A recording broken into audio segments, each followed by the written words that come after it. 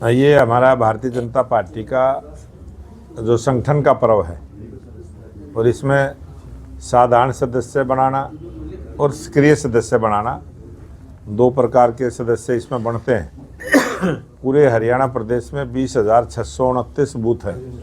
प्रत्येक बूथ पर 250 साधारण सदस्य भारतीय जनता पार्टी के बने और प्रत्येक बूथ पर 3 सदस्य सक्रिय बने। जो कार्यकर्ता 50 सदस्य साधारण बनाता है वही कार्यकर्ता सक्रिय सदस्य बनता है। इस प्रकार से पूरे हरियाणा प्रदेश में प्रत्येक बूथ पर भारतीय जनता पार्टी की जो बूथ की इकाई है उसको मजबूत करने के लिए ये हमारा संगठन का पर्व चला है। और कल 8 बजे तक 35 लाख से ज़्यादा सदस्य भारतीय जनता पार्टी के बने हैं और 20,000 सदस्य सक्रिय बने हैं। और जो भी टारगेट सिरसा जिले का है ये उसको पूरा कर पाएँ, उसकी पूरी जानकारी की समीक्षा बैठक आज कोर ग्रुप के साथ हुई है। हमारा सिरसा जिला में 25 सदस्यों का कोर ग्रुप है जिनके साथ बैठ के आज पूरी चर्चा हुई है। और इसके बाद 2 नगर पालिकाओं को नगर निकाय के चुनाव यहाँ पर हैं, उनके बारे में भी हमने चर्चा की है कि चुनाव लड़ने वाले जो कार्यकर्ता हैं वो अच्छे से जनता में जाना आना शुरू करें और अपनी सदस्यता के माध्यम से जनता के बीच में जाएं। और भारतीय जनता पार्टी का जो हमारा संगठन का पर्व है इसमें हमारी बूथ इकाई से लेके फिर मंडल इकाई फिर जिला की इकाई, इस प्रकार से चुनावी प्रक्रिया रहती है, उसके बारे में पूरी विस्तार से चर्चा की है। और आज जो हमारी सरकार तीसरी बार हरियाणा प्रदेश में भारतीय जनता पार्टी की स्पष्ट बहुमत की सरकार बनी है और हमारे लोकप्रिय मुख्यमंत्री नायब सिंह सैनी ने जो धन्यवाद सभाएं करने का जो फैसला लिया है, अभी 18 तारीख से पंचकुला से कालका से शुरू होगा और ऐसी 11 विधानसभाएं इस महीने में चिन्हित की हैं। इसमें 24 तारीख को एक प्रोग्राम यहाँ पर सिरसा जिला में भी है, वो एक सामाजिक संस्था का प्रोग्राम है, उसमें मुख्यमंत्री जी आएंगे। उसकी चर्चा भी कोर ग्रुप में बैठ के हमने की है कि जो सरकार के काम हैं और जो कुछ सरकार के कराने के लायक काम किसी भी कार्यकर्ता के मन में आता है, कोई सुझाव जनता के बीच से आता है, वो भी जब जनता के बीच में जाएंगे वो काम के सुझाव आएंगे, उन कामों को भी करवाने का हम प्रयास करेंगे। सर 37 ऐसे हलके हैं जिनमें टारगेट है वो 50% से नीचे रहा है सदस्यता अभियान का, कालावाली में सबसे कम रहा है, क्या अब अचीव हो पाएगा? हालांकि समय अभी कम बचा है। हाँ, बहुत जल्दी अचीव हो पाएगा वो। और ये जो आंकड़ा 3 दिन पहले का था जी, और थोड़ा उसमें प्रोग्रेस हुई है। आज कालावाड़ी में मैं खुद बैठक लेने के लिए जाऊंगा जी। और जो हमारी पार्टी का संविधान है कि जो टारगेट देते हैं उसका 50% से अगर कम काम रहता है तो वहाँ चुनाव की प्रक्रिया शुरू नहीं होती। इसीलिए प्रत्येक बूथ की इकाई का भी जब चुनाव वहाँ होगा जहाँ कम से कम 50 सदस्य पार्टी के बनेंगे। ये एक पार्टी का संवैधानिक रूप से चलने वाली, लोकतंत्र की परंपराओं को मानने वाली हमारी पार्टी है और हम उसी के सिद्धांत पर चलते हुए काम करते हैं। और मुझे पूरा विश्वास है कि हरियाणा प्रदेश की जो 90 विधानसभाएं हैं और 313 मंडल हैं, प्रत्येक मंडल में चुनाव होंगे और प्रत्येक मंडल अपने टारगेट को पूरा करेगा। 48 सीटें बीजेपी ने 90 में से ली हैं, 42 पर नुकसान झेला है, हालांकि कांग्रेस 37 पे रहेगी। क्या चुनाव की समीक्षा अभी तक आप कर पाए हैं?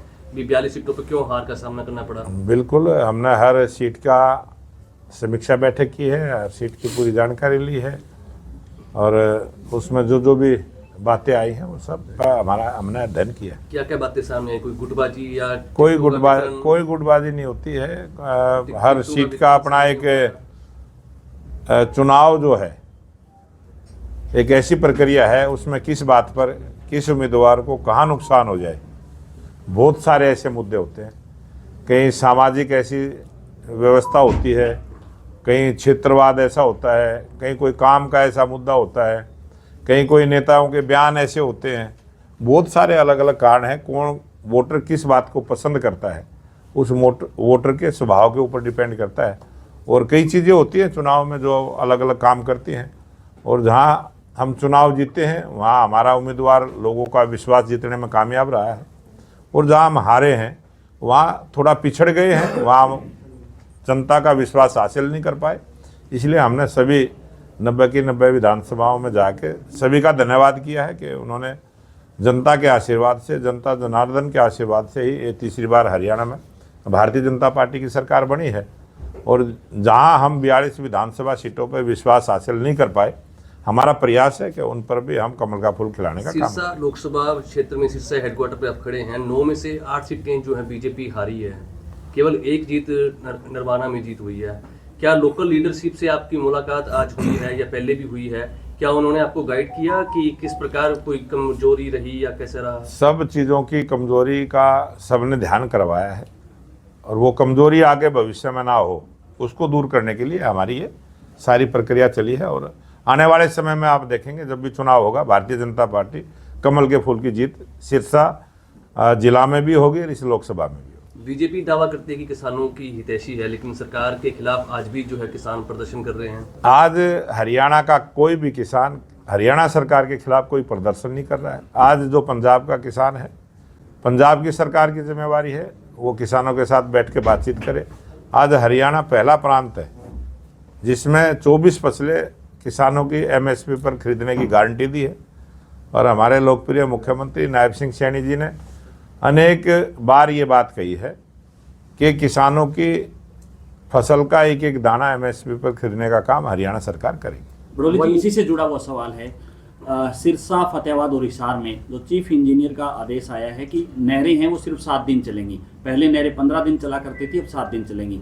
किसान ये कहते हैं कि ये भेदभाव किया जा रहा है इन जिलों से जो टेल पे क्षेत्र पे पड़ते हैं। बिल्कुल भी कोई भेदभाव नहीं है, किसी प्रकार का ना भेदभाव होगा। अगर इस प्रकार की कोई बात है उसकी हम जानकारी लेंगे। सर, 1 नेशन 1 इलेक्शन का प्रस्ताव कैबिनेट ने दिया, क्या मानते हैं? 1 नेशन 1 इलेक्शन है देश को विकसित राष्ट्र बनाने में बहुत बड़ी पहल इससे होगी। और जिस प्रकार से पूरे देश में 1 नेशन 1 राशन ये लोकप्रिय प्रधानमंत्री नरेंद्र मोदी जी ने शुरू किया, 1 नेशन 1 ग्रिड, पूरे देश में बिजली की व्यवस्था सबको बराबर से मिले, पूरे देश में विकास के काम हो, समान गति के साथ हो, हर विधानसभा में हो, हर प्रांत में विकास समान गति के साथ हो, ये हमारी सरकार की प्राथमिकता है। और देश के लोकप्रिय प्रधानमंत्री नरेंद्र मोदी जी ने जो ये विजन लिया है 1 नेशन 1 इलेक्शन का, ये देश के हित में होगा। और बहुत ही ऐसा काम जो विकसित राष्ट्र हैं वहाँ पर इस प्रकार के काम हुए हैं, और भारत भी विकास की दृष्टि से बहुत आगे बढ़ेगा। कांग्रेस कहती है अगर विधानसभा चुनाव में ईवीएम से चुनाव ना होता तो सरकार बीजेपी की ना बनती, कांग्रेस की आ जाती। ये इस प्रकार की कल्पना कांग्रेस के लोग करते रहे हैं, और वो भ्रष्टाचार में डूबे हुए हैं। वो हम हर जगह भ्रष्टाचार ढूंढते हैं, और जब उनको कोई भी नहीं सहारा मिलता तो बेचारी ईवीएम को ही दोषी ठहराते हैं। ये कांग्रेस अब की जो जनवरी में चुनाव होंगे नगर निकाय के, तो वो कहते हैं कि अगर ईवीएम से ना हो तो रिजल्ट बेहतर मिल सकते अब वो हैं। कांग्रेस वाले तो इस देश को पीछे ले जाना चाहते हैं, और भारतीय जनता पार्टी इस देश को आगे ले जाना चाहती है। और जनता ने देखना है पीछे कौन खींच रहा है, आगे कौन लेके जा रहा है।